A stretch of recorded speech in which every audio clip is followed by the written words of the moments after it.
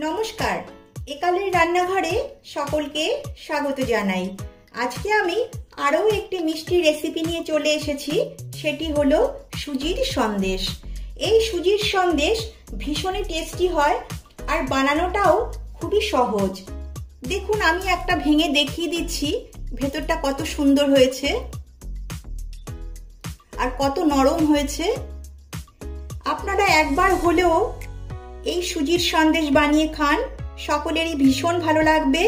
তাহলে আর দেরি না করে রেসিপিটি শুরু করা যাক। রেসিপিটি ভালো লাগলে একটা লাইক করবেন আর আমার চ্যানেলটিকে সাবস্ক্রাইব করবেন। সুজির সন্দেশ করবার জন্য প্রথমে গ্যাসে একটা ননস্টিকের প্যান বসিয়ে দিয়েছি।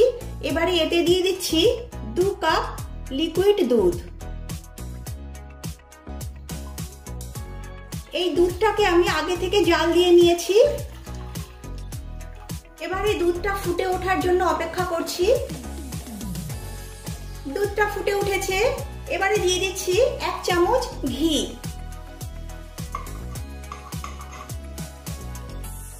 ঘি দেওয়ার পরে দিচ্ছি চিনি। চিনির পরিমাণটা আমি বলছি না, আপনারা যে যেমন মিষ্টি পছন্দ করেন সেটা বুঝে চিনি দেবেন। আমি এখানে চায়ের কাপের 1 কাপ চিনি অ্যাড করলাম। এবারে নেড়ে চেড়ে দুধের সঙ্গে চিনিটা মেল্ট করে নিচ্ছি। চিনি ভালোভাবে মেল্ট হয়ে গেছে। এবারে অ্যাড করছি 1 কাপ কোরানো নারকেল।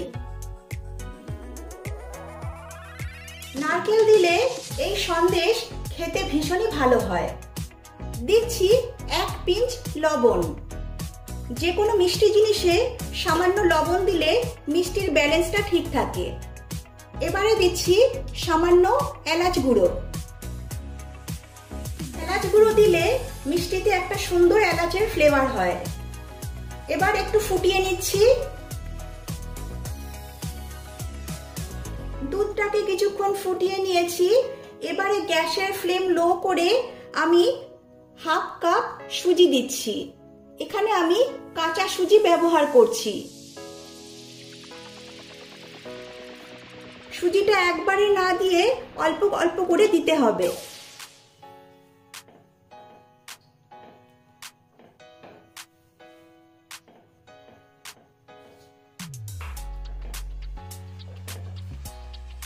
এবারে এটা অনবরত নেড়ে যেতে হবে, তলায় যাতে কোনোভাবে ধরে না যায়। কিছুক্ষণ নেড়ে চেড়ে নিয়েছি। খেয়াল রাখবেন যাতে সুজির কোনো দলা না থাকে।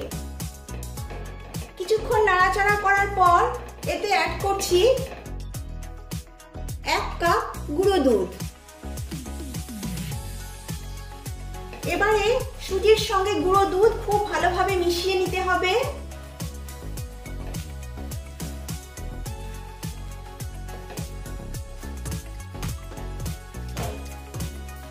এবারে অ্যাড করছি কিছু কাজু বাদাম গুঁড়ো।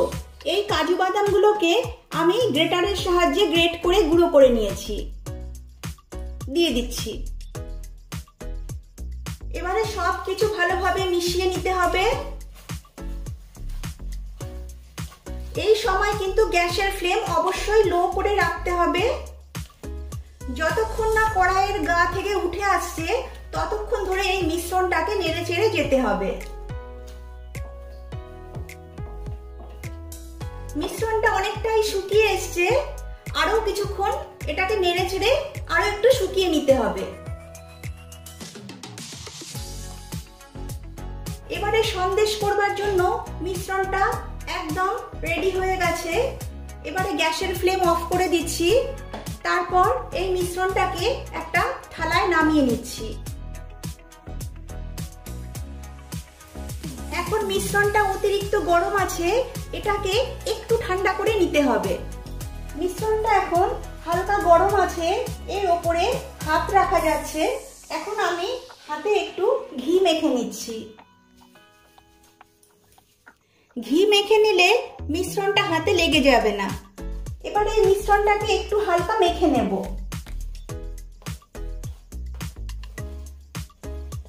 ডোটাকে একটু ভালো করে মেখে নিয়েছি। এবারে এই ডোটাকে একটা লম্বাটে শেপ দেব।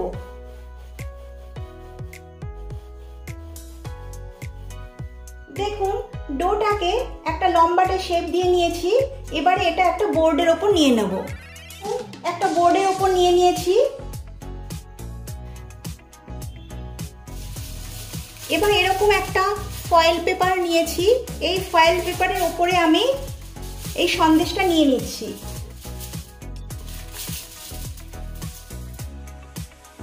ফয়েল পেপারের উপর সন্দেশটা বসিয়ে এবারে এই সন্দেশটাকে ফয়েল পেপারে মুড়ে নেব।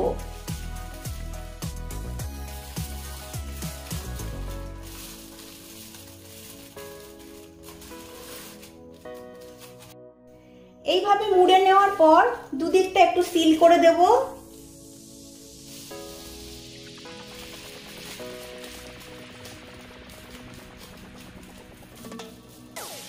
সন্দেশের এই রোলটাকে এখন 1 ঘন্টার জন্য নর্মাল ফ্রিজে রাখবো।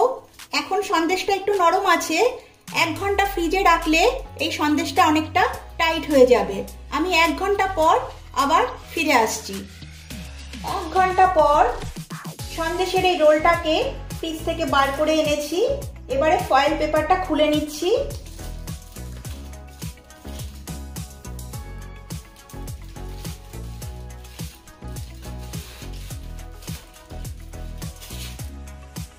ফ্রিজে রাখার ফলে সন্দেশটা অনেকটাই টাইট হয়েছে। এবারে আপনাদেরকে এই সন্দেশটা কেটে দেখাচ্ছি।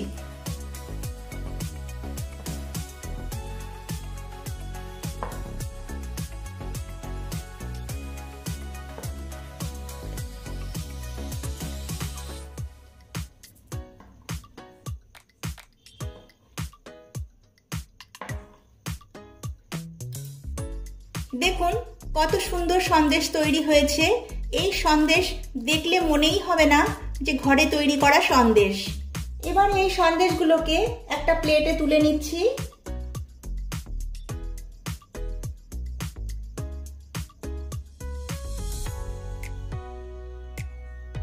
এখন এই সন্দেশগুলোর ওপরে দেখতে ভালো লাগার জন্য সামান্য পেস্তা কুচি ছড়িয়ে দিচ্ছি।